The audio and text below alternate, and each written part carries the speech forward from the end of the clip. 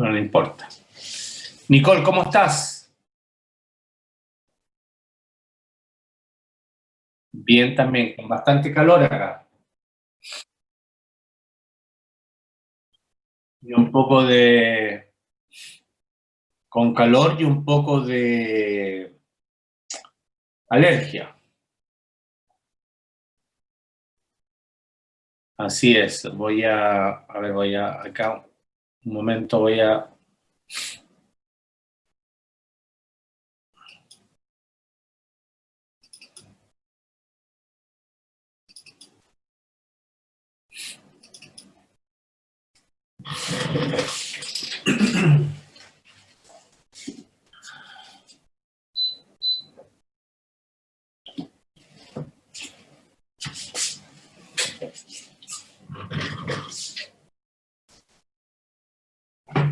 Hoy sí. Bárbara, ¿estás conectada o no?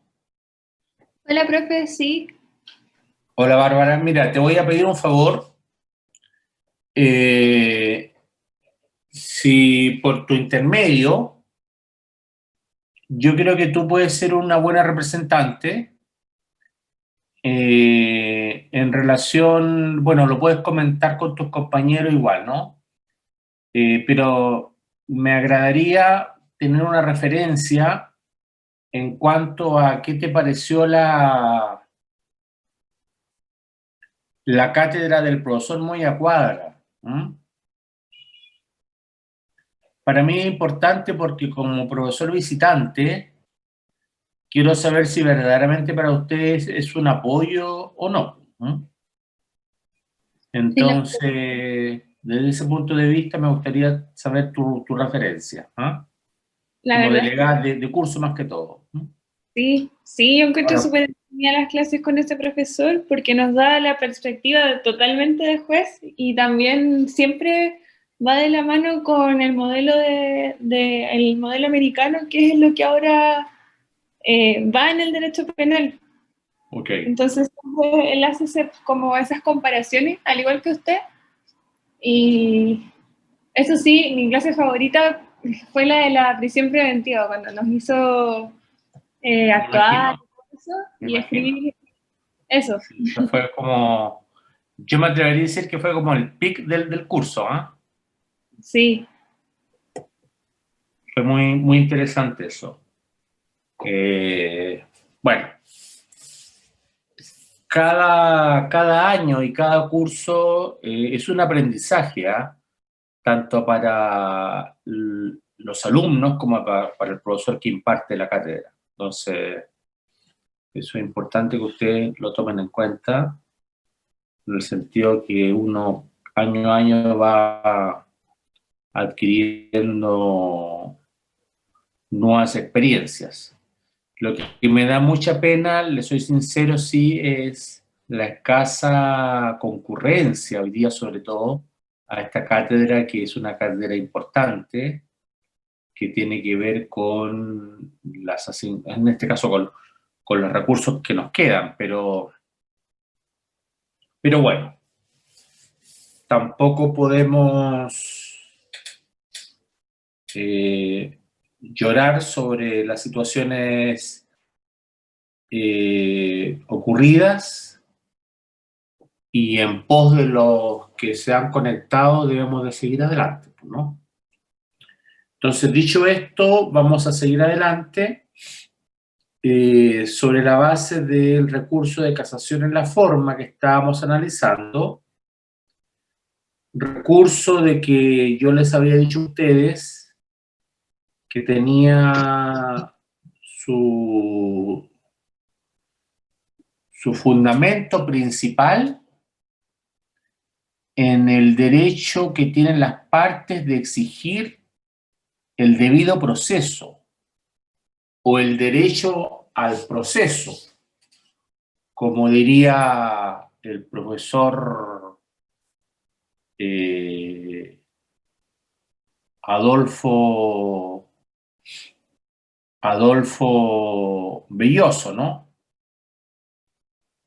Diría él el derecho al proceso.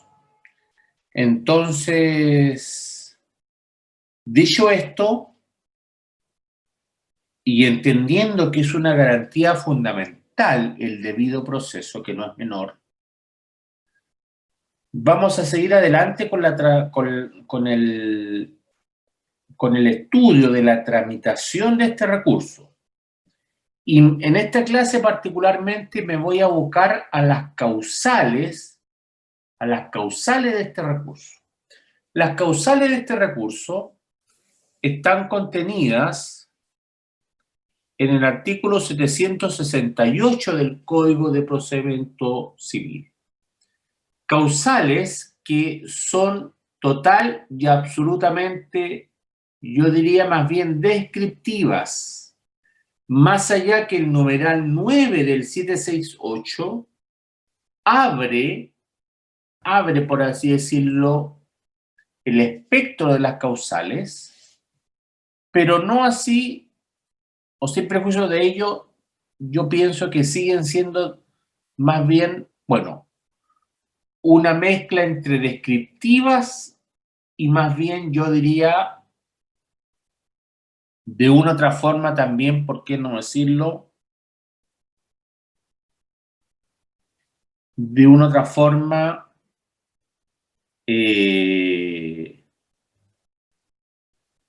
causales más bien total y absolutamente tipificadas dentro de lo que es la regla, ¿no?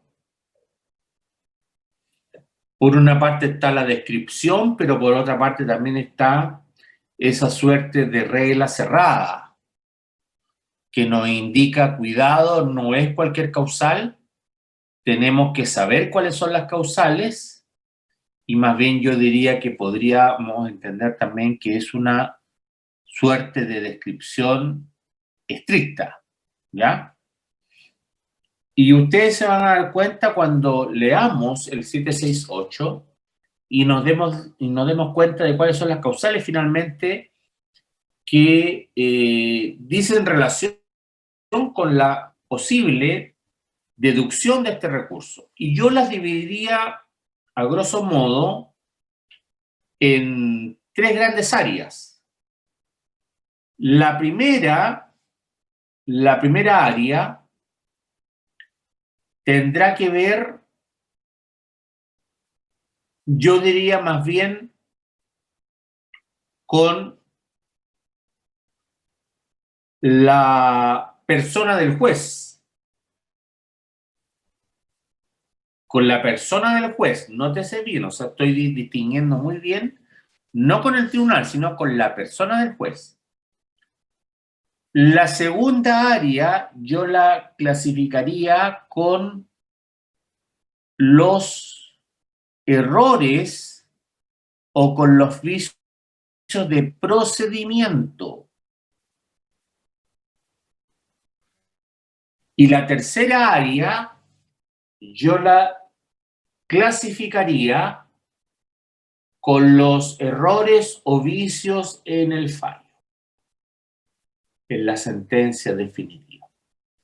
Entonces, esas van a ser las tres grandes áreas que nos van a permitir entender la casación en la forma, nos van a permitir entender algunos temas como, por ejemplo, la prueba de la causal, nos van a permitir entender cuándo es necesario preparar la causal y en este mismo sentido nos van a permitir entender también cuándo acogida la causal no es necesario, en este caso, volver atrás, sino que se requiere la sentencia de reemplazo. Miren ustedes lo que le estoy resumiendo a grandes rasgos en relación con lo que son las causales, ¿no? Porque eso es lo que nos permiten las causales finalmente poder concluir. Probablemente para ustedes lo que yo acabo de señalar no es muy entendible, Pero créanme que con un poco de estudio ustedes realmente me van a entender y van a captar este resumen que he hecho, y en buena hora ojalá que pueda quedar grabado. Bien, vamos entonces a las causales de casación en la forma, que son causales total y absolutamente descriptivas en el Código de Procedimiento Civil, y que nosotros tenemos que saber porque nuestra principal fuente sigue siendo la regla, ¿ah? Y no nos podemos divorciar de aquello, ni tampoco podemos soslayar aquella circunstancia. Entonces yo le voy a pedir a uno de ustedes que por favor leamos el artículo 768, lo analicemos y vayamos analizando cada una de las causales. Entonces, de manera voluntaria y yo diría más bien con mucho respeto y más que todo agrado, ¿no?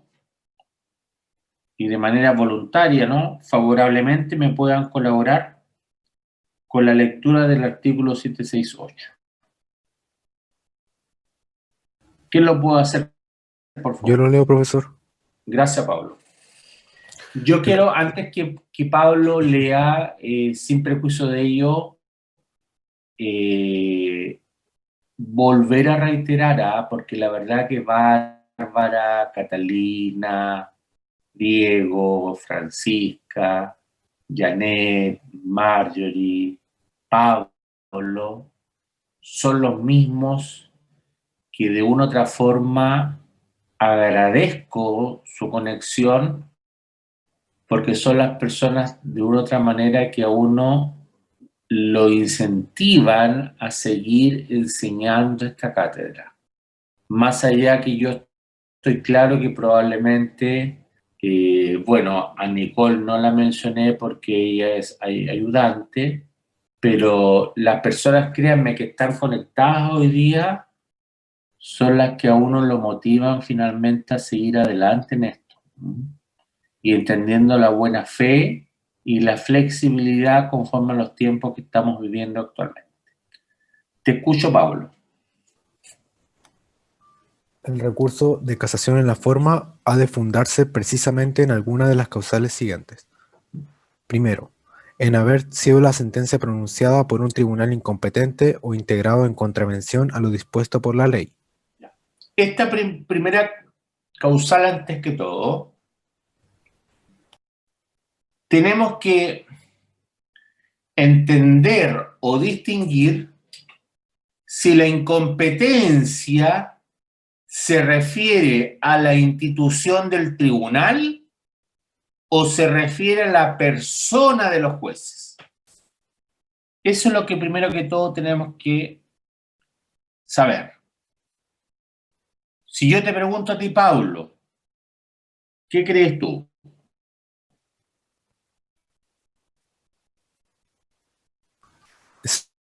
Se refería al tribunal en sí, no a la persona del juez. Muy bien.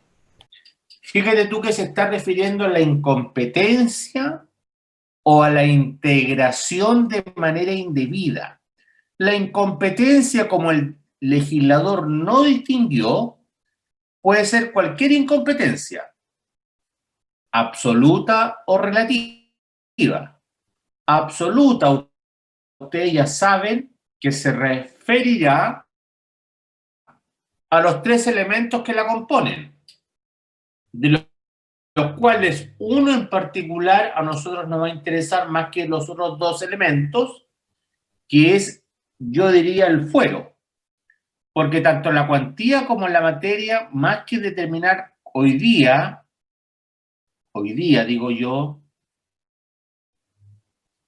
jerarquía de tribunal determinan procedimiento, no determinan tanto qué tribunal es competente.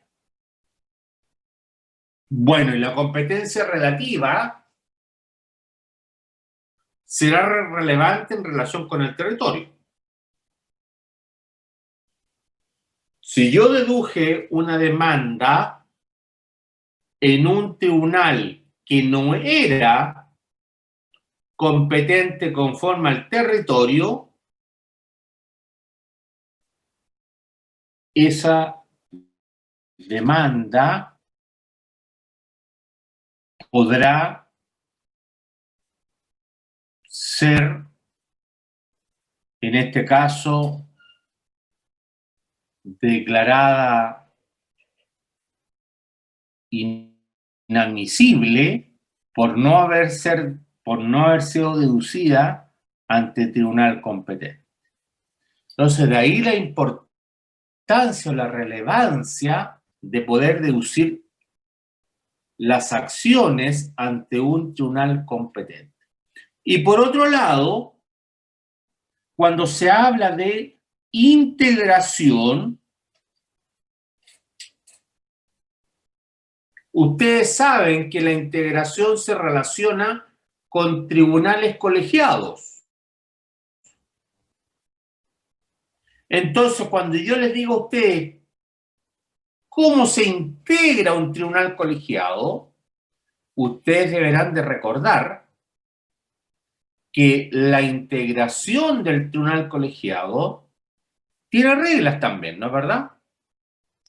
Y esas reglas dicen relación con los titulares de ese tribunal y quienes eventualmente podrían subrogar o reemplazar. Los titulares particularmente ya sabemos que son los señores ministros del tribunal colegiado. Por ejemplo, en el caso de una corte de apelaciones, lo serán los señores ministros de ese tribunal colegiado y los señores ministros asignados a esa sala de ese tribunal colegiado. En el evento de faltar esos señores ministros de ese tribunal colegiado, podrán ser reemplazados en primer lugar por el fiscal judicial y luego por los abogados integrantes, que no podría ocurrir nunca. Y a eso se aboca el numeral 1 del 768, que por ejemplo en esa sala comparezcan 2 abogados integrantes y un ministro titular.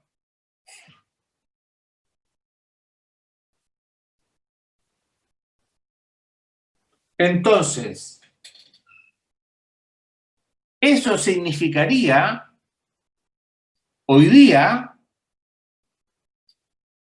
aplicar el numeral 1 del artículo 768, porque no estaba legalmente integrada esa sala.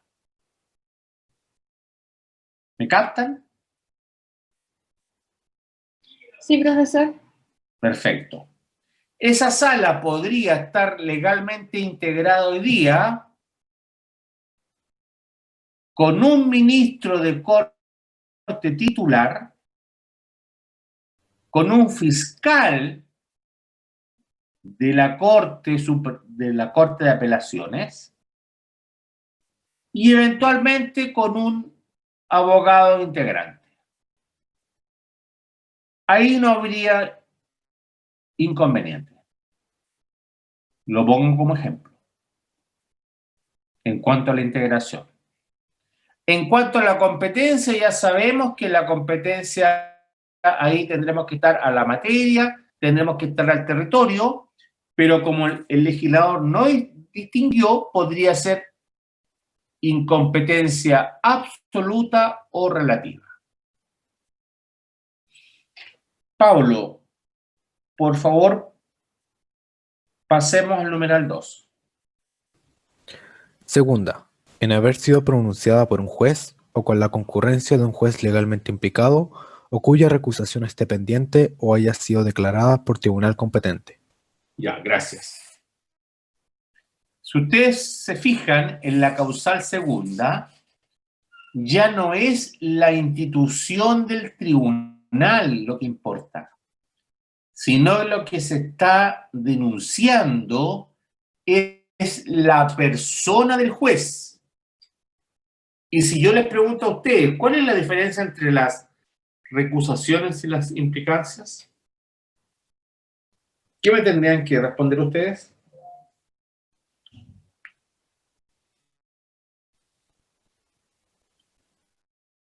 Profesor, la diferencia Sí. entre implicancia y recusación es cierto. Sí, Que las implicancias son de mayor gravedad. Catalina, ¿no? Sí. Ya. Y que deben, y que pueden y deben ser alegadas por o informadas por el juez de oficio. En cambio, las recusaciones son menos importantes y en este caso existe un plazo solamente para que las partes lo reclamen. O sea, la parte afectada reclame Perfecto. de la inhabilidad. ¿Me puedes dar un ejemplo? Puede ser, por ejemplo, si yo soy jueza y tengo una implicancia sería si yo soy jueza y en el caso que se está revisando es de está mi mamá como una de las partes. En este Ya. caso sería una implicancia porque es mucho más importante. Se perdería toda la imparcialidad. Ya. ¿Y la recusación? Mm, ¿En el mismo ejemplo? Ay, no sé. No sé qué ejemplo podría ser recusación. Es tu mamá, ¿no es cierto? Ya. ¿Y qué otra persona podría participar en el caso de la recusación?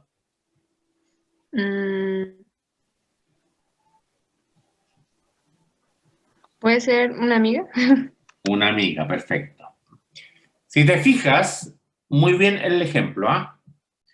La implicancia es una cuestión de orden público. Es una cuestión irrenunciable.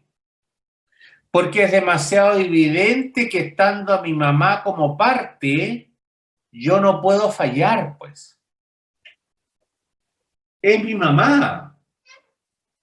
Como bien lo expresa en este caso Catalina, ¿cómo Catalina, siendo jueza, va a fallar contra su madre? Eso es posible, eso es creíble, ¿o no? La verdad que eso no es creíble porque Catalina es un ser humano.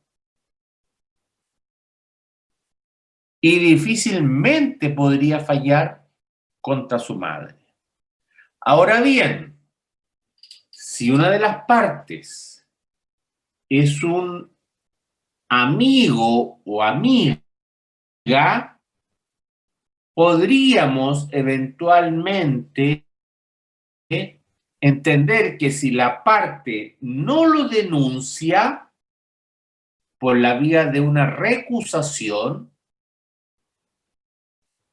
ese fallo va a ser válido. ¿Me captan la diferencia o no? Entre la madre y la amiga. La implicancia es de oficio, no requiere petición de parte. En cambio, la recusación solo opera a petición de parte, porque el grado de inhabilidad es relativo. La amistad lo podríamos calificar como algo relativo. El grado de parentesco no es relativo. Es algo más bien objetivo, yo diría. Entonces, bueno saber, o bueno en este caso recordar, cuáles son las causales de inhabilidad respecto de la persona del juez. Ya no estamos hablando de institucionalidad, sino que estamos hablando de la condición de ser humano del juez. Y eso también me permite poder reclamar. Fíjense ustedes que esta causal en particular me permite probar, ¿o no? ¿Qué crees tú, Catalina? ¿Cómo, profesor? No entendí la pregunta. ¿Esta causal del numeral 2 me permite probar la causal?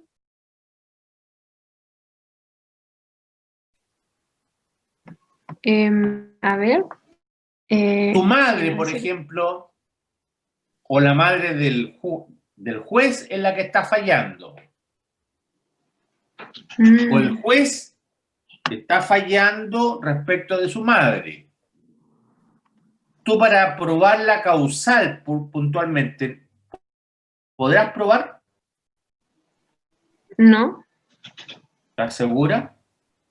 ¿Cómo vamos a poder saber que el juez está vinculado con una de las partes? Bueno, en ese caso sí, pero... Ya, eso es lo que quiero que entiendan bien. Esta es una de las pocas causales de casación en la forma en donde la prueba me resulta importante o relevante, pero no estamos hablando de prueba de hechos, sino que estamos hablando de prueba de causal. Para los que se conectaron, esto vale la pena entenderlo y saberlo. O sea, la parte fáctica sí va a ser relevante, pero no con respecto a los hechos del juicio, sino con respecto a la causal invocada. Porque ¿cómo yo podría probar, en este caso, Catalina, que hay una relación de parentesco entre el juez y una de las partes? ¿Cuál sería el medio de prueba?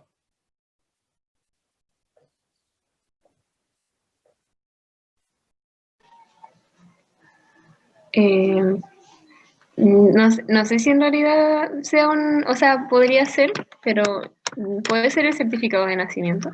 Totalmente, pues, totalmente, Catalina, totalmente.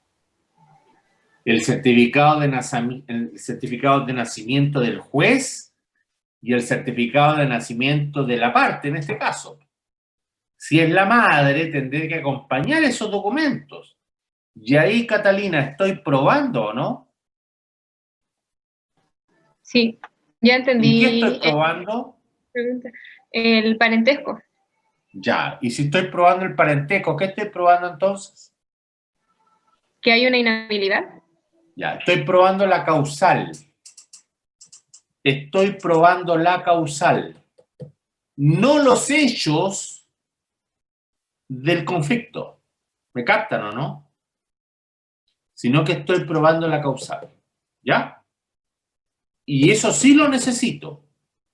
Y sí tengo que acompañar. Entonces, cuando me hablan de prueba, es lo que decía en la clase anterior, cuidado, porque esta prueba es una prueba limitada no a los hechos del conflicto, sino a la causal en particular.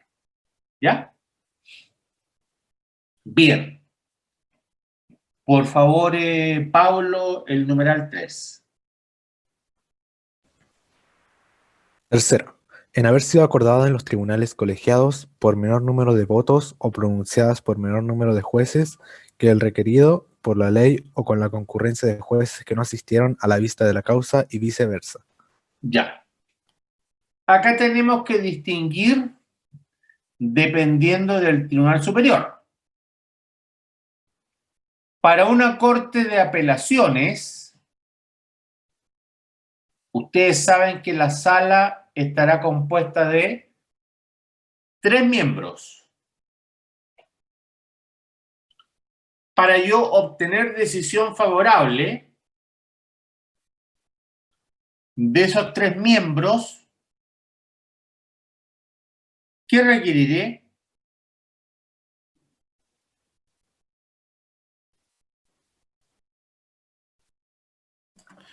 Se va a requerir de 2 votos a favor. Muy bien. Mayoría relativa o absoluta, como ustedes quieran, pero 2-1 significa mayoría. Entonces, para una corte de apelaciones, en lo que tiene que ver con la decisión y con la votación, a mí me va a interesar mucho que si el voto o la decisión si fue dividida, me va a importar esos votos, los votos de la mayoría versus los votos o el voto de la minoría, ¿ya? Y para la Corte Suprema, para que ustedes sepan, está integrada cada sala por 5 miembros, lo que significa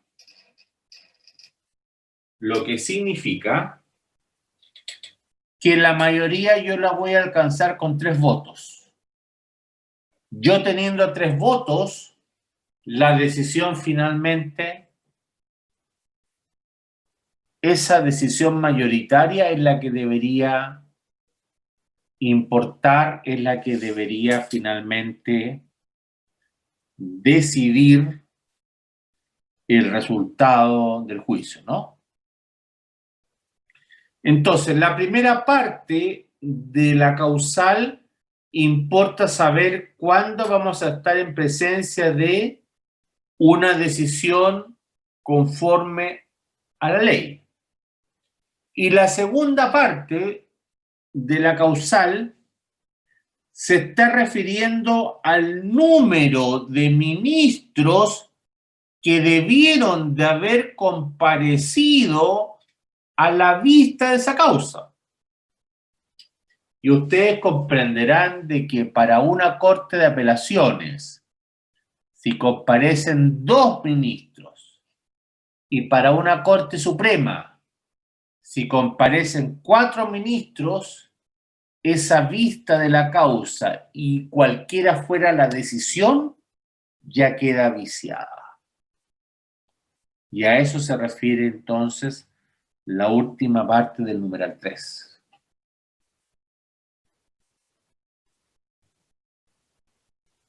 Cuando dice no asistieron a la vista de la causa y viceversa. Claro, ciertamente estamos hablando de cuestiones que en la práctica se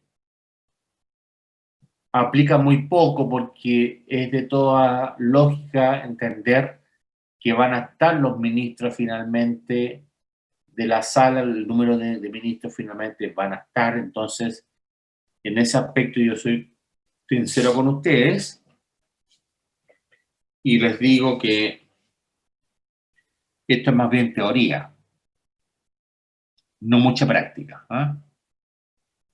Pero tenemos que saberlo.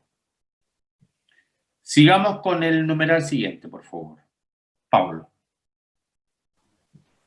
Cuarta, en haber sido dada ultra petita, esto es, otorgando más de lo pedido por las partes, o extendiendo los asuntos no sometidos a la decisión del tribunal, sin perjuicio de la facultad que éste tenga para fallar de oficio en los casos determinados por la ley. Ya. Esta es una de las causales, según veíamos en la clase anterior o en las clases anteriores, que respecto de la casación en la forma, si logro acreditarla, me permite dictar sentencia de reemplazo. ¿Por qué? Porque el vicio está en el mismo fallo.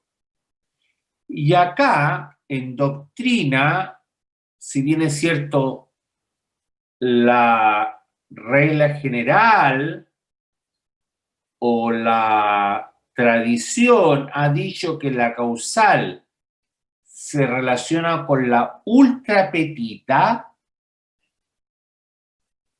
hoy día, conforme a la dogmática, la doctrina y la jurisprudencia, podríamos clasificarla en dos tipos de causales. La ultra petita propiamente tal y por otro lado la extra petita.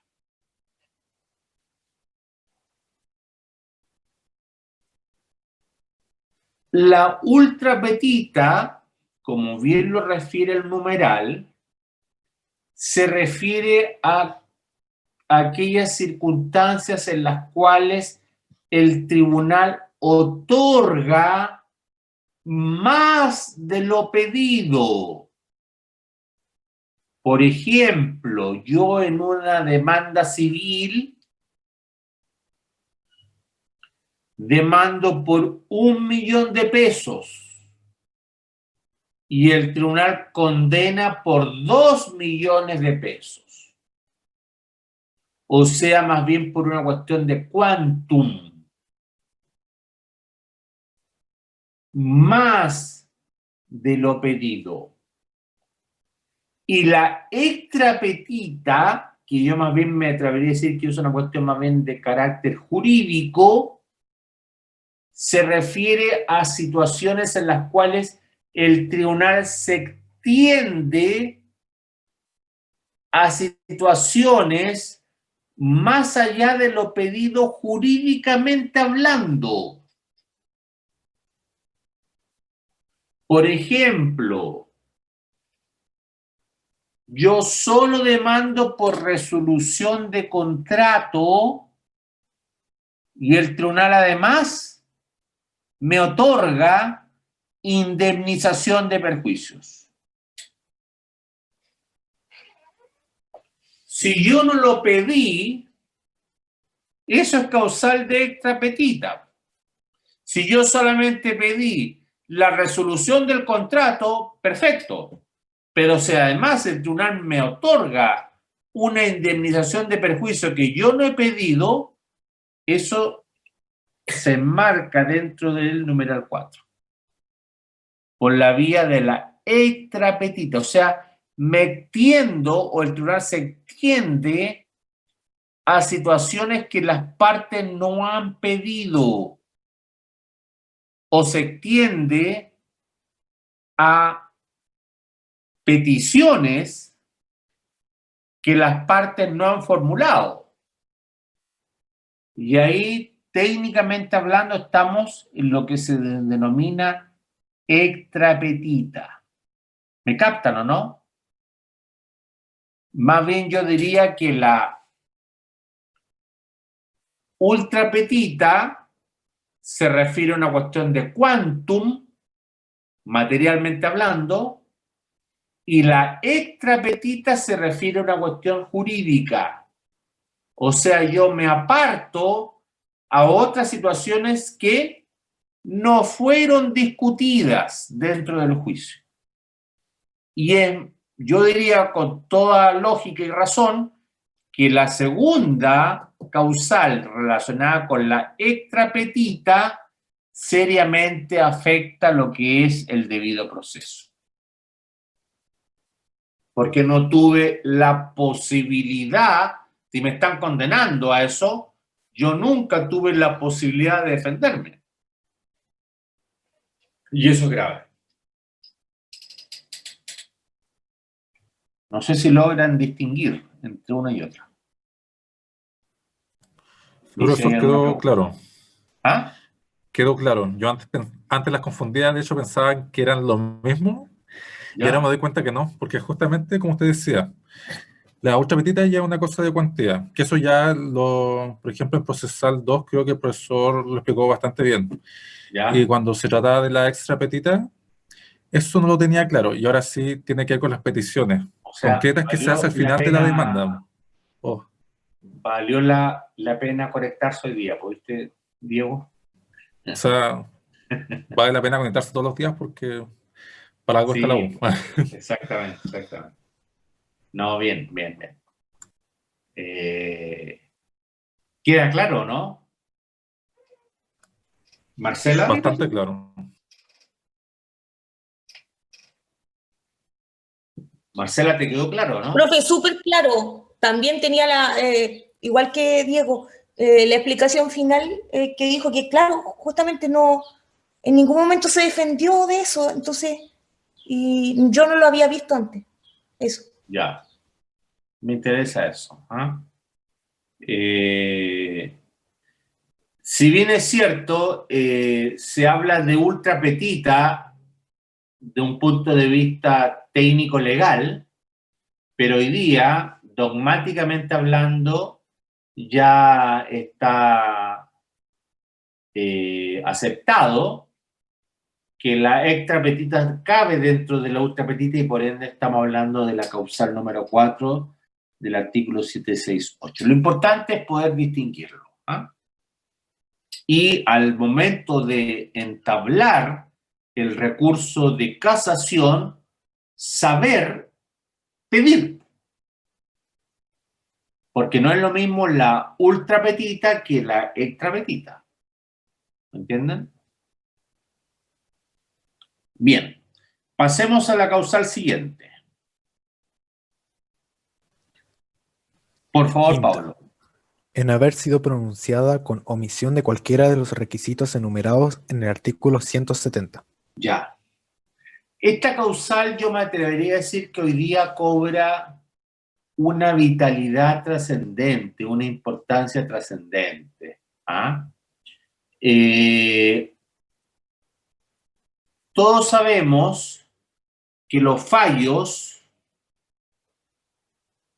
a grandes rasgos, están distribuidos en tres partes. Una parte descriptiva, una parte considerativa y una parte resolutiva. Esta causal, si bien es cierto, no distingue, yo me atrevería a decir que preferentemente se relaciona con la segunda parte de los requisitos, o sea, con la parte considerativa, con la argumentación del fallo, con el motivo, con los motivos que tuvo el tribunal para decidir el por qué acogió o rechazó la demanda. Y cada vez que ustedes se enfrenten a un fallo, por cierto, que no resulta favorable a sus pretensiones, yo les pido que por favor lo analicen bien. Estamos hablando de fallos civiles. Lo analicen bien, lo lean bien, porque si ese fallo, más allá del resultado, porque el resultado yo diría que es una cuestión total y absolutamente objetiva, ¿no es verdad? ¿Ha lugar a la demanda o se rechaza la demanda? Eso no cabe duda. Pero si hay algo en lo cual uno hoy día tiene el derecho a reclamar, es precisamente del por qué ese fallo decidió de tal o cual forma. Y aquí cabe mucho, yo diría, cuestionar de manera jurídica la decisión del tribunal, porque ya no me basta con que el tribunal me diga, ya viendo, por ejemplo, ¿no? Ya viendo traído las pruebas la declaración de los testigos de Pedro, Juan y Diego, más el medio de prueba escrito acompañado, el documento acompañado, hace presumir a este tribunal que lo ocurrido efectivamente fue como lo señala el demandante. Eso, créanme, alumnos, que ya no me basta. Porque más allá de la presunción, el tribunal debiera de explicar el por qué llegó a esa decisión. Y a eso apunta hoy día el 768 número 5. O sea, la argumentación del fallo, cuestión que es muy importante hoy día más que antes.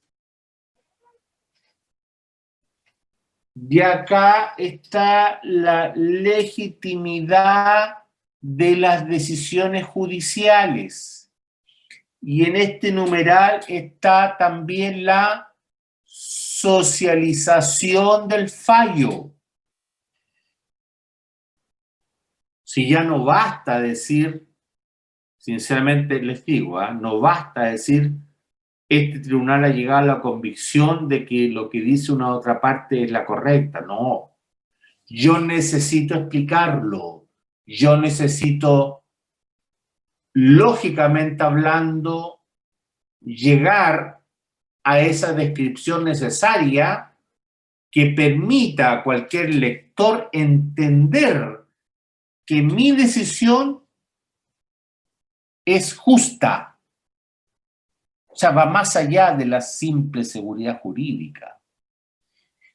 Y es este numeral lo que uno debería de exigir como sociedad que se aplique en todo fallo, porque es lo que nos va a dar la seguridad jurídica como sociedad de que ese tribunal está fallando conforme a derecho. No por pauta, sino porque tiene la convicción de que esa decisión es la correcta. Con la limitante, y ustedes me dirán, pero profesor, sí, pero ese tribunal no olvide usted que está fallando conforme a las reglas de la prueba legal o tasada, no importa. Esa es una limitante importante, estamos claros. Pero igual así exijámosle al tribunal, por favor, que a lo menos justifique sus fallos. Y no que se transformen en fallos de copiar y pegar. Porque eso es terrible. Eso significa simplemente tener plena confianza en una persona que ni siquiera tuvo la posibilidad de tener al frente a las partes. Como ocurría en el sistema inquisidor penal, posiblemente muchas veces falló de espalda a las partes. Entonces eso es grave, del punto de vista del derecho al proceso. No sé si hay alguna consulta en relación a esta causal. Me parece del todo relevante, ¿eh?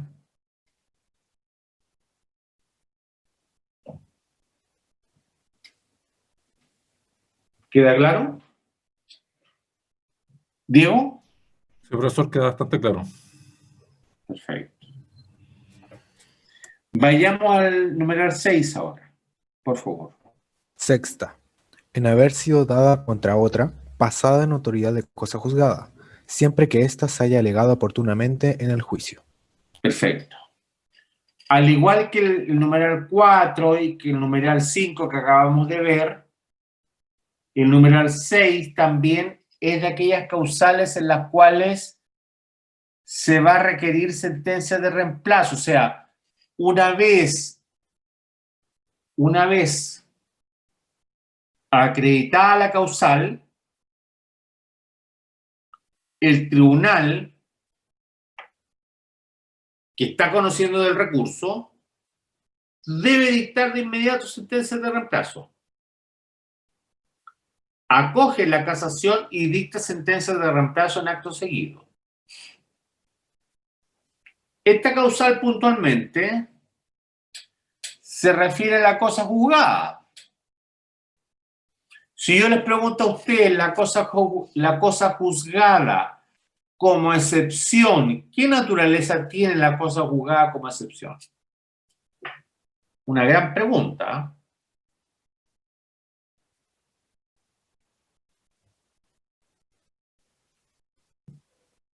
¿Cómo yo puedo hacer valer la cosa juzgada?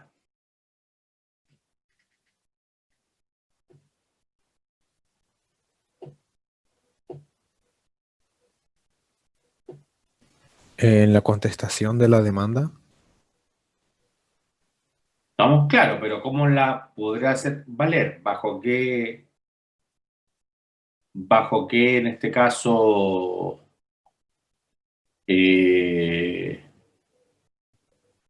naturaleza?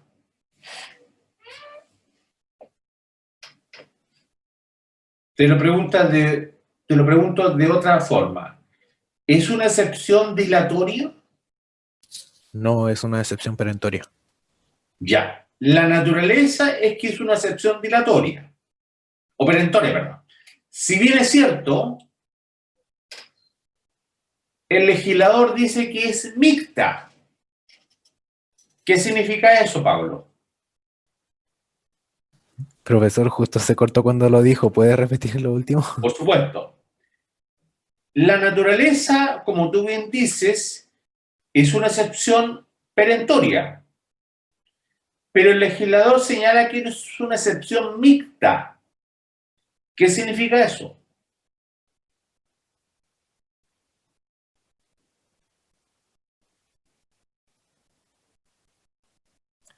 Estamos hablando de la cosa juzgada. Según me acuerdo yo, de procesal 2 también es dilatoria, según el legislador. Ya, pero ¿qué significa que sea mixta entonces? Que es ambas. ambas. ¿Ah? Que es ambas, perentoria y dilatoria. Ya, pero técnicamente hablando o procesalmente hablando, ¿cómo la voy a hacer valer? Marcela.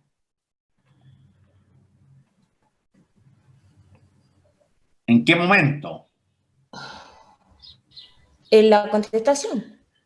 O sea, no, en cualquier se puede hacer valer hasta... No, pero estoy hablando de excepción mixta. Distingamos bien, mixta. Diego. ya. Ujú. Acá estoy exigiendo un celo procesal. Si yo digo mixta, me estoy refiriendo a qué puntualmente.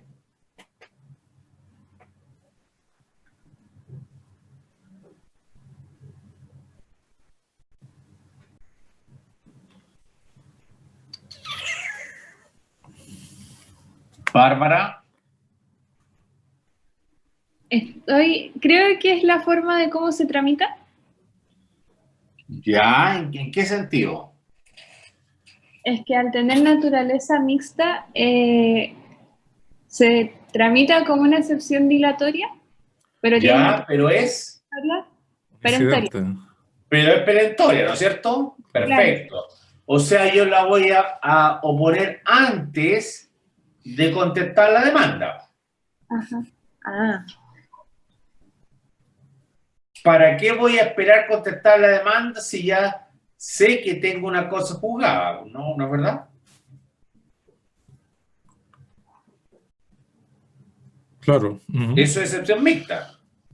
O sea, yo la tramito como dilatoria, pero la naturaleza jurídica es que es una excepción mixta. O sea, es perentoria, perdón. ¿Ya? Bien. Y luego yo les digo a ustedes que además la cosa juzgada es una excepción anómala. ¿Qué significa eso, Diego, que tú querías hablar ahí? Anómala. Ah, sí. Que sea anómala es cuando se puede interponer también en segunda instancia, ¿o no? No.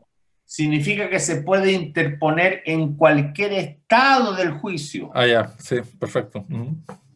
Porque es tan relevante su decisión que yo, aún así, luego de contestada la demanda, puedo oponer la excepción de cosa juzgada. ¿Me captan o no? Es anómala, o sea, en cualquier momento yo puedo decir, venga para acá la cosa juzgada, porque efectivamente aquí parece que estamos discutiendo dos veces la misma situación. Y en segunda instancia también, venga para acá, porque estamos discutiendo, parece, la situación dos veces, ¿me entienden o no? Entonces, lo anómalo significa que la cosa juzgada la puedo poner en primera instancia, ¿hasta qué momento, Diego?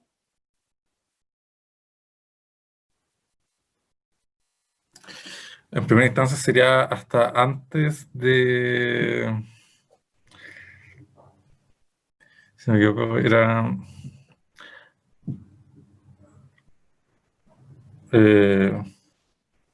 antes de recibir la causa de prueba, si no me equivoco. No, antes de citar a las partes a oír sentencia. Ah, ya, perfecto. Y en segunda instancia, ¿hasta qué momento? Hasta antes de la vista de la causa. Muy bien, hasta antes de la vista de la causa.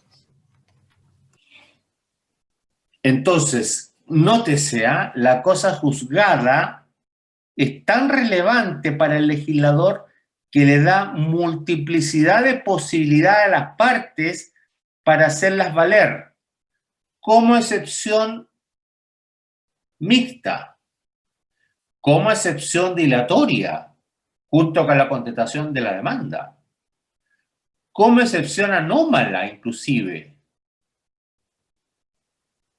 Y además, como causal de casación en la forma,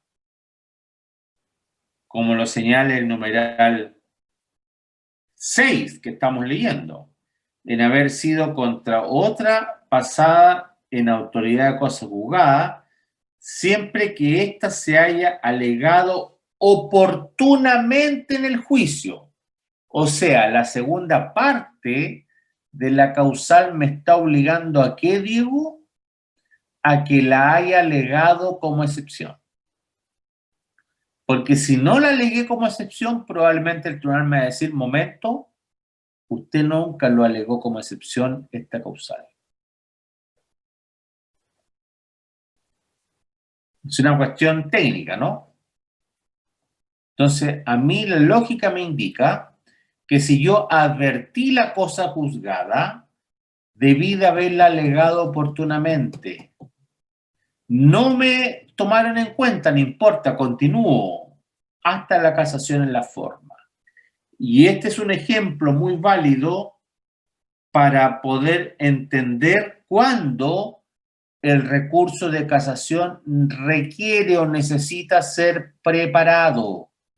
La preparación del recurso de casación es una cuestión no menor, una cuestión necesaria y técnica que muchas veces me va a permitir justificar la causal invocada.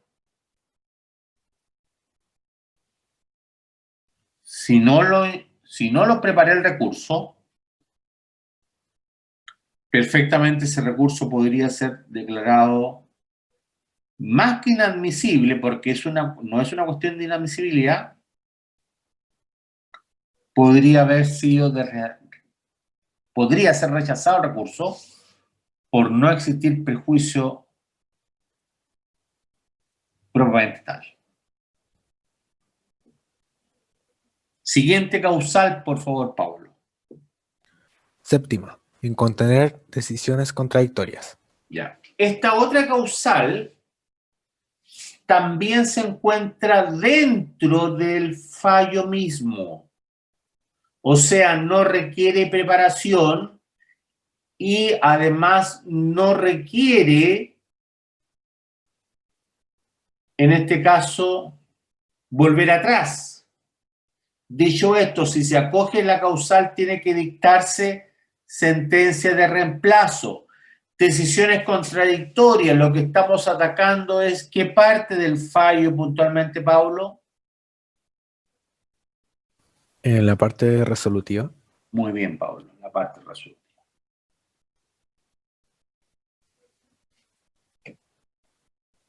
¿Y tú me podrías dar un ejemplo a propósito de la parte resolutiva? Aunque sea absurdo, ¿ah? Por ejemplo, que en una parte diga que se acoge la demanda, Ya. pero que no condene en un juicio por resolución, no se le pide que se resuelva el contrato, pero se acoge la demanda. Ya, sí, te lo acepto. Otro ejemplo, ¿quién lo podría dar?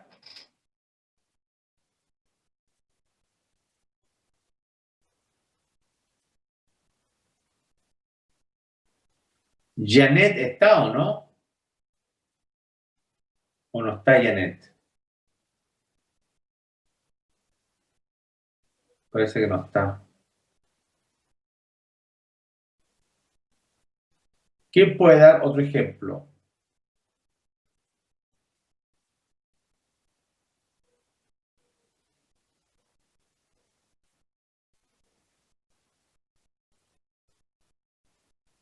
Francisca.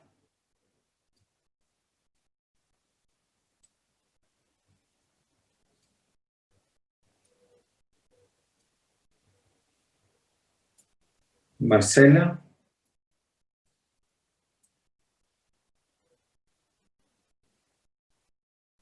Profe, lo siento, no se me ocurre. ¿Ah? O profesor, podría ser, por ejemplo, que supongamos se rechaza una demanda, pero se acogen las costas. ¿Algo así? Es que lo que pasa es que las costas, me gustó tu respuesta porque me permite aclarar. Las Ya. costas, por favor, no lo olviden, que las costas vendría siendo como una cuestión accesoria. No forma parte de la sentencia definitiva propiamente tal. Forma parte de una especie de sentencia interlocutoria. ¿Ya? Entonces, cualquiera sea la decisión, yo no me tengo que, esa decisión yo no la tengo que relacionar con las costas. ¿Ya? Ok. Entonces yo tendría que relacionar la decisión conforme al fondo del problema. Es como si, por ejemplo, a propósito de decisiones contradictorias, y por eso yo alegaba o aludía al absurdo. Es como, por ejemplo, yo acojo la demanda y a su vez acojo la demanda reconvencional.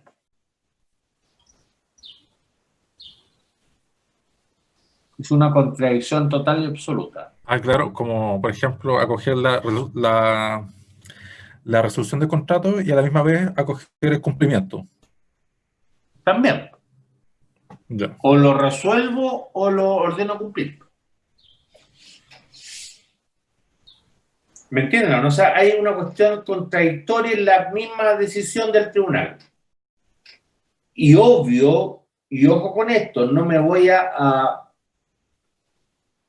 cuando ya es demasiado evidente la contradicción, no necesito entrar en la argumentación que dio el tribunal, sino que me basta con la contradictoriedad en la parte resolutiva del fallo.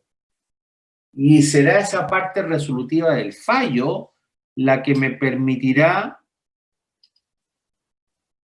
en este caso, invocar la causal respectiva, que será Profesor, el numeral 7, en este caso, del artículo 768. Dime, Marcela. no sé si tenga que ver, pero estaba pensando que la resolución de un fallo que declare a una persona inocente, pero que la obligue a pagar una indemnización civil. ¿Cómo, perdón? Que en la resolución del fallo que declare a una persona inocente, pero que la obligue a pagar la indemnización civil. Claro, también. O sea, yo no condené a ese individuo, indiqué que el contrato, la causal invocada por resolución de contrato no es válida, pero no obstante que yo lo condeno a una indemnización de perjuicio. También, pues hay una decisión contradictoria. Porque la indemnización de perjuicio en una relación contractual solamente es posible en la medida que ese contrato haya sido declarado resuelto. ¿Me entienden? Así que su ejemplo es bueno, Marcela. Bien. La siguiente causal, ¿cuál es, Pablo?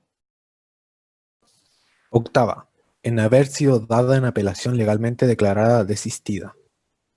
Bien. Bueno, esto la verdad que es de toda lógica, ¿no? ¿Cómo el tribunal va a poder seguir adelante con una decisión si es la propia parte la que estimó pertinente no seguir adelante con la apelación? El desistimiento de la apelación vendría siendo algo similar al desistimiento de la demanda. Porque el desistimiento de la apelación le resta total y absoluta competencia al tribunal, pues. Yo diría que la causal del numeral 8 se enmarca o está inmersa dentro del numeral 1. El tribunal pierde su competencia. No tiene competencia ya para decidir. Porque se la quitó ¿quién? La propia parte, pues. Desistió del recurso de apelación. Y así todo el tribunal estimó que podía seguir conociendo el problema. No, no puede seguir conociendo el problema. O sea, acá el principio dispositivo legal resulta elemental. Los tribunales en materia civil no operan de oficio. Esa es una regla total y absolutamente excepcionalísima. Los tribunales operan en la medida que las partes se lo pidan. Y si la parte decide no seguir adelante con la apelación, hasta ahí nomás llegará la competencia de ese tribunal. Y así entonces es perfectamente posible concluir que el numeral 8 se encuentra inserto dentro del numeral 1 del Código de Procedimiento Civil. Y finalmente, Pablo, el numeral 9, ¿qué dice? Novena, en haberse faltado a algún trámite o diligencia declarados esenciales por la ley o a cualquier otro requisito por cuyo defecto las leyes prevengan expresamente que hay nulidad. Bien. El numeral 9, yo diría de manera tradicional, esta descripción descriptiva o de una otra forma rígida, para algunos hace que se vuelva enunciativa, o sea, solamente por vía de ejemplos. Porque el numeral 9, de una otra manera, lo que hace es abrir el abanico de causales. Pero yo les digo que los abre, sí, abre el abanico de causales, pero de una manera también bastante restrictiva. Y para eso, el 768, número 9, yo lo tengo que relacionar con el artículo 795 y con el artículo 800. Dos artículos que yo les pido que por favor se los lean y por ahora se los aprendan. Ustedes saben que no soy muy partidario de la memoria, pero si hay artículos que ustedes tienen que saber, es el artículo 795 y el artículo 800, porque tiene que ver, por ahora, con trámites esenciales determinados por el legislador que, si no son reconocidos en primera única instancia en el 795 o en segunda instancia en el 800, van a acarrear la nulidad y van a acarrear, por cierto, la casación en la forma. Y para eso tenemos que leerlo, el 795 y luego el 800. ¿Qué es lo que nos dice el 795? Por favor, Pablo.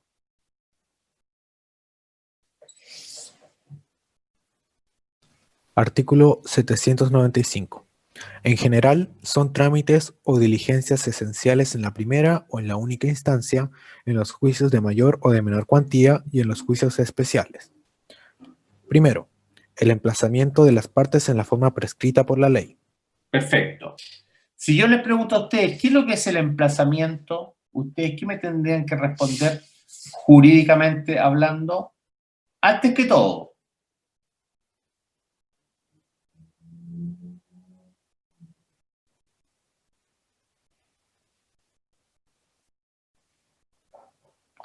¿qué es el emplazamiento? ¿No es el plazo que tienen las partes? No, Para- antes que todo, ¿qué es el emplazamiento?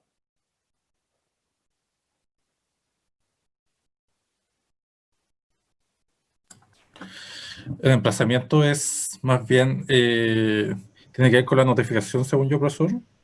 Sí, no, sí, yo entiendo cuál es el concepto, pero antes que todo, ¿qué es lo que es el emplazamiento? La Procesalmente. distancia.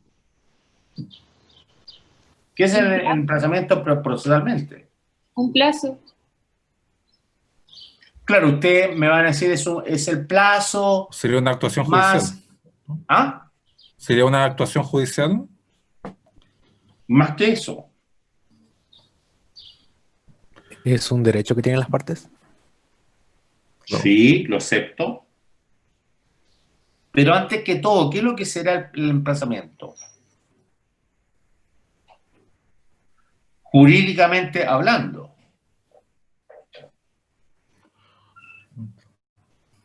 Antes de entrar a definirlo, en cuanto a que el emplazamiento es la notificación más el plazo necesario que debe transcurrir, ¿no?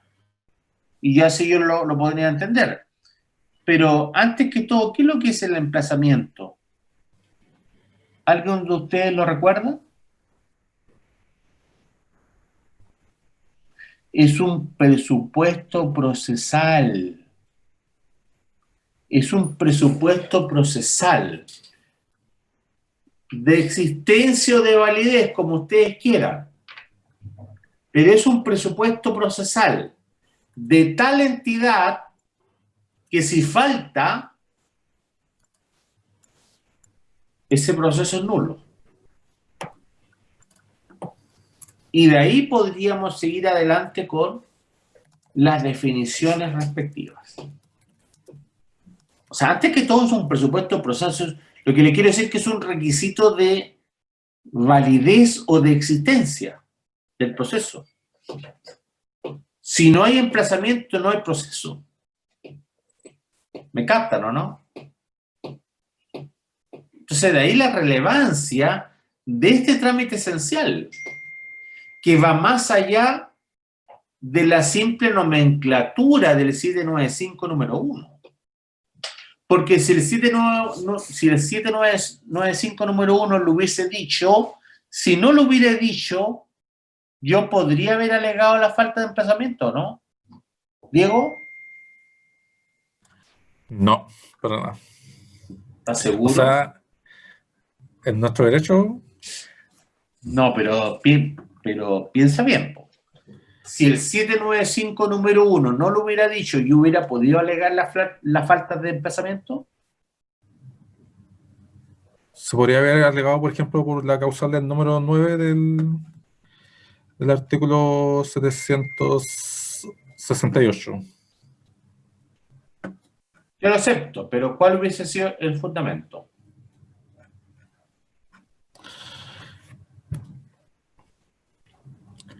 Podría ser el no tener derecho a defenderse. Ya, y entonces, ¿cuál hubiese sido tu fundamento ahí? ¿A qué norma hubieses aludido?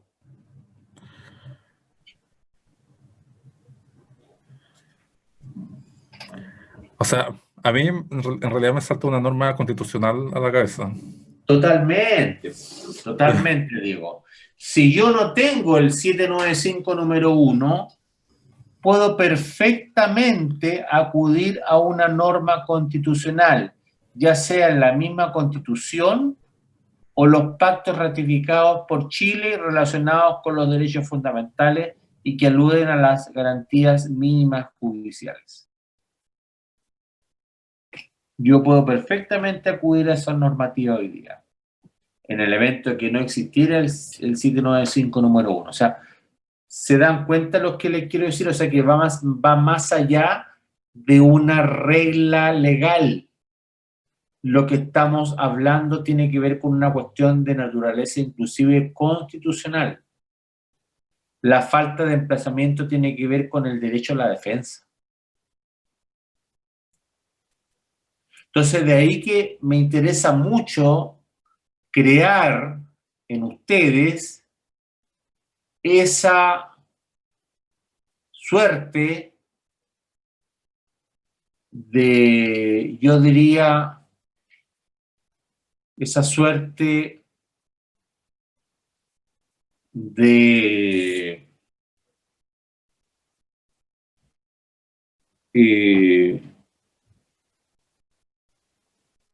probablemente rebeldía, ¿no? De rebeldía, en el sentido de que no me importa si la ley lo dice o no. Lo que me importa es si está reconocido o no como un derecho fundamental. Si no está en la ley, no importa. Lo que me va a importar es que si está reconocido como un derecho fundamental. Eso me va a importar más que todo. Y si está reconocido como un derecho fundamental, claramente yo voy a hacer valer ese vicio. Más allá, si la regla lo está diciendo, ¿me entienden o no? O sea, ir más allá de lo que la propia ley los dice o lo señala. O sea, yo sé que el 795 lo establece como trámite esencial, pero si no lo dijera el 795, créanme que yo tendría aún así argumentos para hacer valer la falta de emplazamiento. ¿Me captan o no el mensaje, por favor? Sí, profesor. Es que a veces como que uno tiene una noción súper legalista de norma expresa y ni siquiera considera, bueno, ni siquiera incluso lo que sale en la Constitución o en los tratados internacionales, pero sí lo entiendo. A eso va el tema, ¿me entienden? O sea, no quedar, no agotarse mentalmente en lo que dice la ley.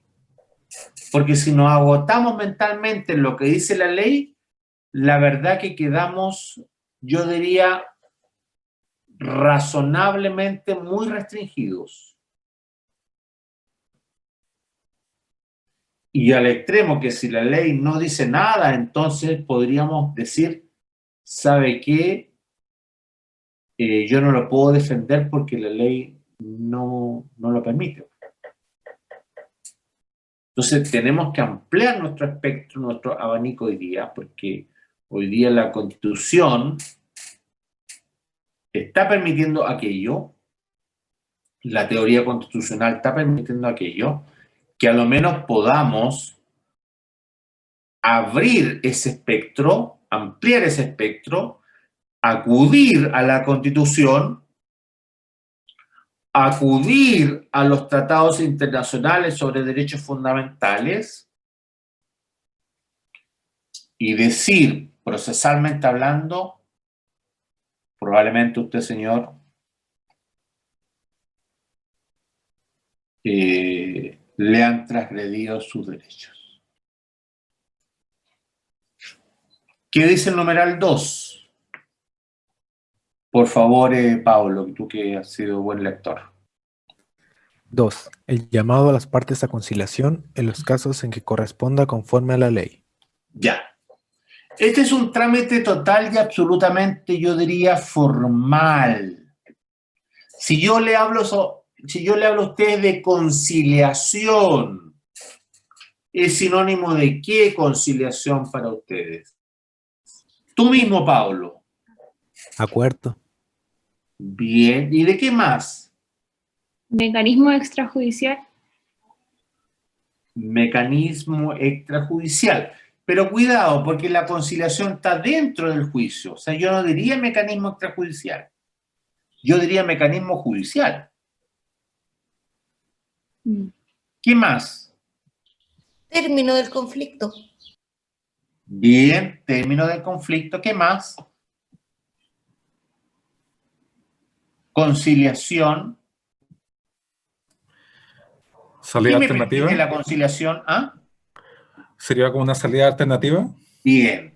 Es una salida alternativa a la conciliación, pues. Bien, Diego. Es una salida alternativa porque la conciliación me permite finalmente eludir ¿qué? ¿Eludir qué? Un juicio. Un juicio y la sentencia definitiva, pues. Entonces, cuando me hablan de conciliación, yo no lo puedo soslayar tan fácilmente, porque el legislador le está diciendo al juez, usted, señor, trate de a estas partes traerlas a un acuerdo. No es un trámite, digámoslo así, burocrático. Es un trámite importante, porque lo que se pretende evitar precisamente es el juicio, pues. Vengan ustedes, yo como amigable componedor, juez, le voy a inclusive proponer bases de arreglo. Entonces, cuando me hablan de conciliación, me están diciendo, como bien dice Diego, una salida alternativa para evitar ese juicio que es innecesario. ¿Me captan o no? Ese juicio que podría evitarse. No porque no me gusten los juicios, sino porque consideramos que para el caso concreto, con la ayuda del tribunal, podríamos llegar a una solución. Entonces la conciliación no es menor. Y por eso se mira como un trámite esencial. Siguiente numeral 795, por favor, Pablo. 3. El recibimiento de la causa prueba cuando proceda con arreglo a la ley. Ya. La pregunta es, ¿cuándo procede recibir la causa prueba con arreglo a la ley? Pablo o quien quiera contestar.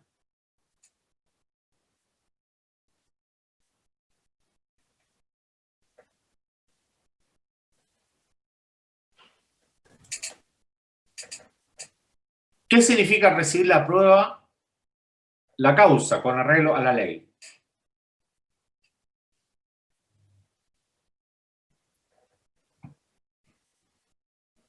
No lo olviden.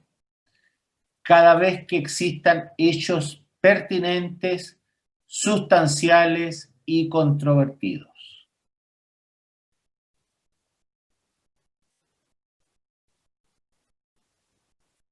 Ahora, la siguiente pregunta es, ¿qué son los hechos pertinentes, sustanciales y controvertidos? ¿Qué son los hechos pertinentes? Marcela. Los hechos pertinentes son los que tienen que ver con la causa, con lo que se está solicitando. Todos aquellos hechos que están relacionados de manera principal con la causa, ¿no es cierto? ¿Qué significa que sean sustanciales?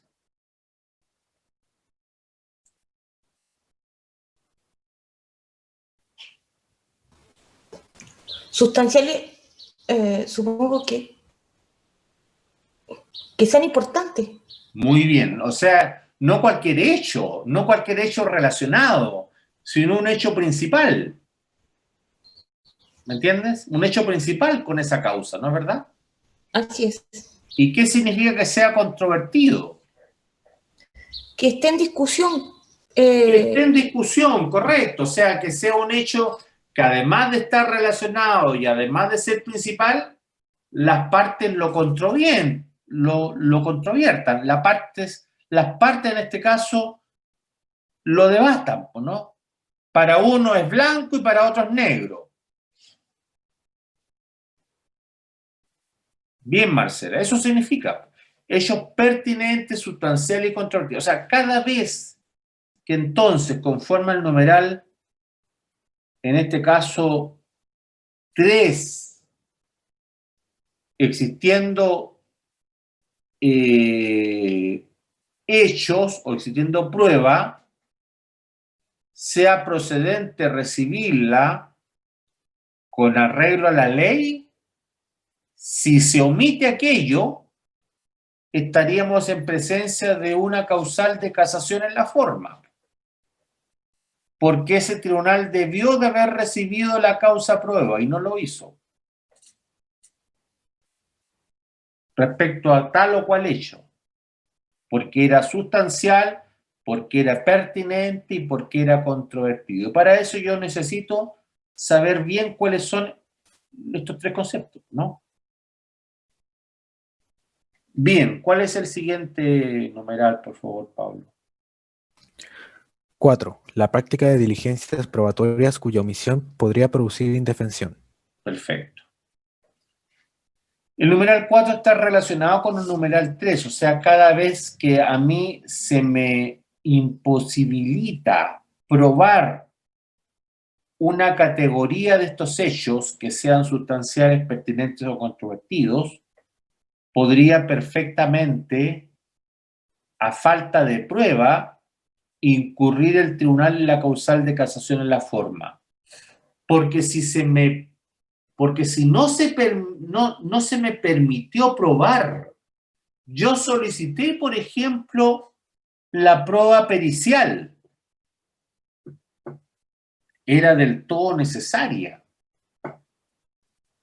Porque los hechos se relacionaban con circunstancias técnicas que ni el tribunal ni las partes podían razonablemente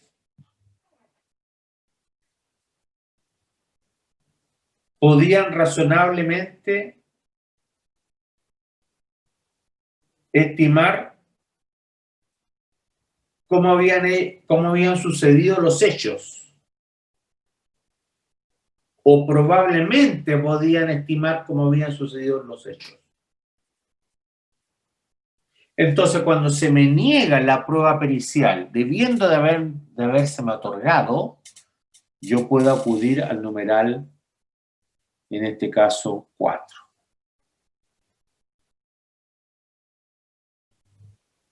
Digo este ejemplo porque me parece como el más notorio, el más básico, ¿no?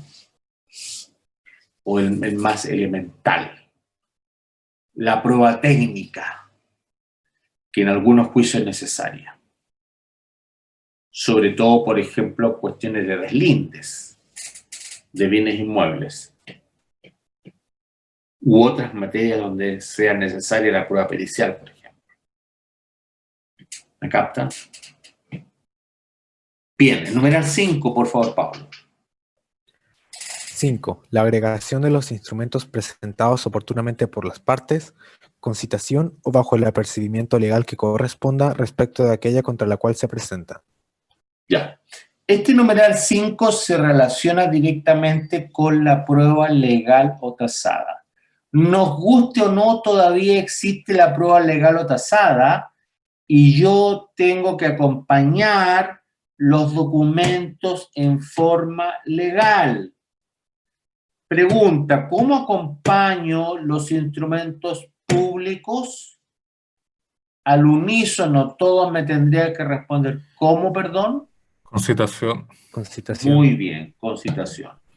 Pregunta, ¿cómo acompaño los instrumentos privados emanados de la contraria al unísono? ¿Cómo me tendrían que responder? Bajo apercibimiento. Bien, ¿bajo apercibimiento de qué artículo? Del 346, número 3, ¿no es cierto? Del Código de Procedimiento Civil. Pregunta, ¿cómo tendría que acompañar los instrumentos privados emanados de un tercero al unísono? ¿Cómo me responderían ustedes? ¿Emanados por un tercero, instrumentos privados? ¿Escucho? Se quedaron callados ahí. Esos instrumentos privados emanados por un tercero también se acompañan con citación. Yo no los puedo acompañar bajo el apercibimiento del artículo 346, número 3 del Código de Procedimiento Civil, porque no emanan de la contraria. Entonces, estas son reglas, ¿ah?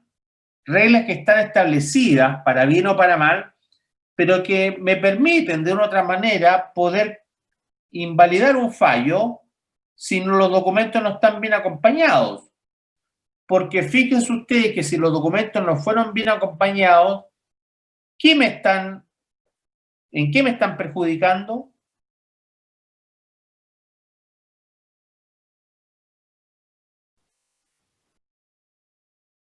¿Eso podría repetir? Justo se me cortó.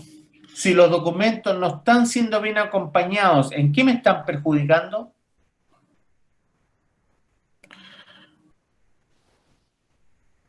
Bueno, se estaría perjudicando la oportunidad de defenderse de los mismos o de controvertirlo. Totalmente, Diego, totalmente bien. O sea, si me acompañaron documentos con citación y no fueron bien acompañados esos documentos, o no me dieron la oportunidad de objetarlos conforme al 346 número 3, entonces me están impidiendo una posibilidad de defensa, derechamente. Y más todavía cobra fuerza conforme a las reglas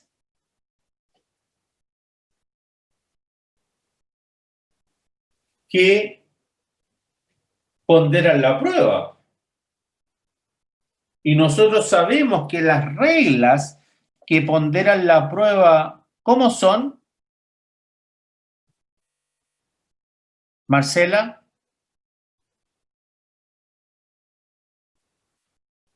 ¿Cuál es la frase que falta ahí? Profesor, se me cortó. Las reglas que ponderan la prueba, ¿cómo son en materia procesal civil? ¿Cuál es la frase que falta ahí?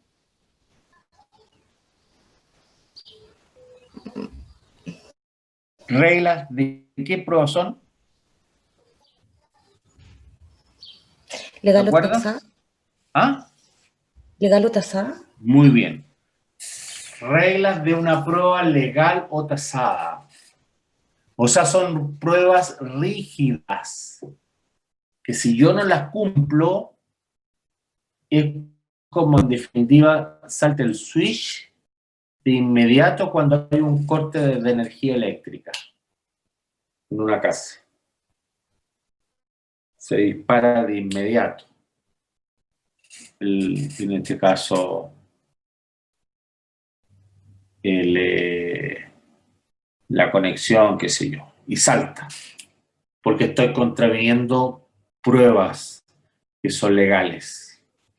Y por eso que me ampara en este caso el numeral 5. Numeral 6, por favor, Pablo. La citación para alguna diligencia de prueba. También. El tema de la citación dice relación con una prueba a la cual yo tengo derecho no tan solo a asistir, sino también a oponerme. Si hay una inspección personal del tribunal o hay una prueba pericial y a mí como contraparte no me citan a esa prueba y la prueba se desarrolla en total y absoluta omisión a mi presencia, yo tengo el derecho a alegar casación. Porque yo me pude haber opuesto a tal o cual diligencia oportunamente. Pero como no me notificaron, como no permitieron mi opinión en esa diligencia, y porque la ley me lo permite, entonces yo puedo decir, momento, esta diligencia es nula, no me notificaron y por ende yo alego la casación. Por cierto, ¿qué necesitaré? Y lo vamos a ver en la clase de mañana. Alegar el real prejuicio, ¿no? Y finalmente, el numeral 7, por favor, Pablo. La citación para oír sentencia definitiva, salvo que la ley no establezca este trámite. Ya, si ustedes se fijan en el numeral 7, yo diría que el numeral 7 de una otra manera me permite revelar la rigidez del procedimiento y de las reglas, ¿no? Casi yo diría de carácter simbólico. Porque si no me citaron a oír sentencia,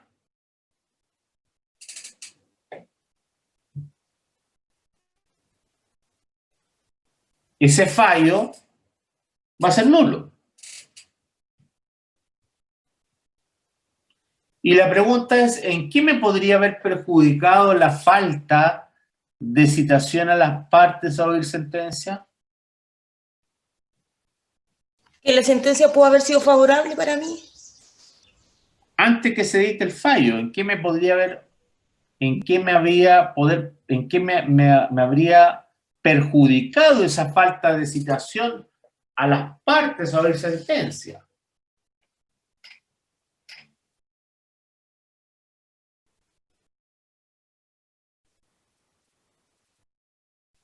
¿Qué yo podría haber hecho?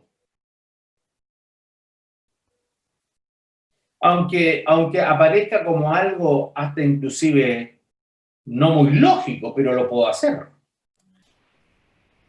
De hecho, el caso que se me viene a la mente sería lo que vimos hace poco, que sería la ¿Desistirse? excepción. Sí. ¿Ah? El ¿Desistirse? caso, ¿Diego?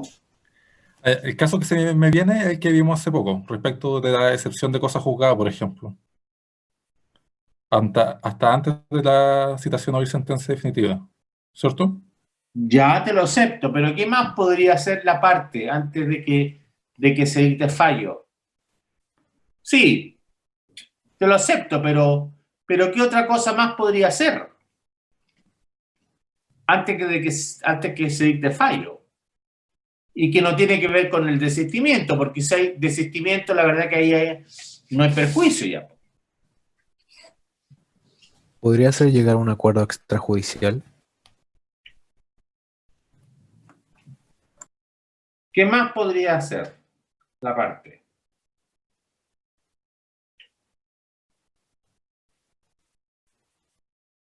Que le beneficiaría la situación de que se citó a las partes a oír sentencia, pero esa parte a lo mejor sugirió algo.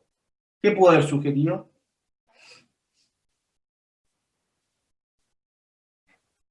que aparece como hasta inclusive, yo diría,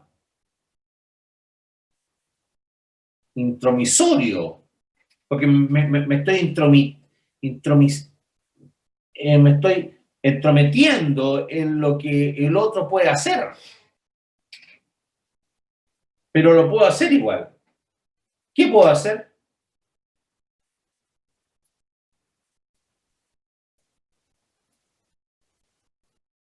¿Qué puedo solicitar una vez que me citen a oír sentencia?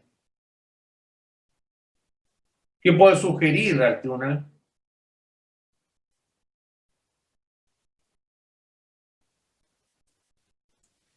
¿Qué dice el 159, pues, del Código de Procedimiento Civil? ¿Sería medidas para mejor resolver? Podría perfectamente solicitar eso. Sugerir, ¿no? Medidas para mejor resolver. Y eso, porque no me lo notificaron, entonces me coartaron esa posibilidad, aunque sea de oficio, aunque sea una sugerencia, pero me lo están coartando, o sea, me están impidiendo, y lo otro que ustedes dijeron que también es válido, me están impidiendo hasta desistirme de la demanda, me están impidiendo hasta inclusive, como bien lo dijiste tú, oponer una excepción anómala. Me están impidiendo hacer cosas. Entonces, como no me notificaron de esa resolución, que es muy importante porque, entre otras cosas, escúcheme bien, la etapa de conocimiento de la etapa de fallo dentro de los momentos jurisdiccionales. Entonces, si no me lo notifican, me provocan un perjuicio. Vamos a llegar hasta acá. Yo les agradezco la presencia de ustedes hoy día y ojalá